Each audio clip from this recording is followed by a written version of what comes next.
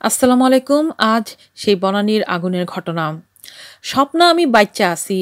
রাজধানীর বনানীর ২২ তলা বিশিষ্ট এফআর টাওয়ারে ভয়াবহ আগুনে এখন পর্যন্ত ৭ জনের মৃত্যুর খবর মিলেছে। এই ঘটনায় আহত হয়েছেন অনেকেই। বৃহস্পতিবার ২৮শে মার্চ দুপুরে টাওয়ারের ৯ তলা থেকে অগ্নিকাণ্ডের সূত্রপাত হয় বলে ধারণা করা হচ্ছে। এছাড়া শক সার্কিট থেকে আগুন লেগেছে বলেও ধারণা করা হচ্ছে।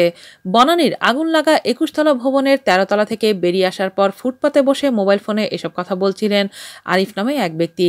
তিনি স্ত্রীকে ফোন করে বলেন, স্বপ্না আমি বাচ্চা আছি। তিনি বলেন, আগুন লাগার সময় আমাদের অফিসের ৭ থেকে ৮ জন ছিলাম। আমরা ৫ বার সিঁড়ি দিয়ে নামার চেষ্টা করছিলাম, কিন্তু ধোঁয়া আর আগুনের তাপের কারণে নামা যাচ্ছিল না। আরিফ বলেন, বাঁচার আশা ছেড়ে দিয়েছিলাম, নিঃশ্বাস নিতে কষ্ট হচ্ছিল। অফিসের গামছা আর তোয়ালে ভিজিয়ে মুখের উপর ধরে রেখেছি সবাই। আর কিছুক্ষণ থাকলে হয়তো বাঁচতাম না। আরিফ বলেন, গ্লাস ভেঙে হাতের ইশারা করলে ফায়ার সার্ভিসের ক্রেন জানালার কাছে যায়। তারপর ক্রেন দিয়ে প্রথমে আমি আর ইকবাল নেমে আসি। অন্যরা পরে নামতে পেরেছে কিনা তা বলতে পারছি না। এই সময় সেখানে উপস্থিত হন আরিফের স্ত্রী স্বপ্না। তারা দুজনে একে অপরকে জড়িয়ে ধরে কান্না করতে থাকেন।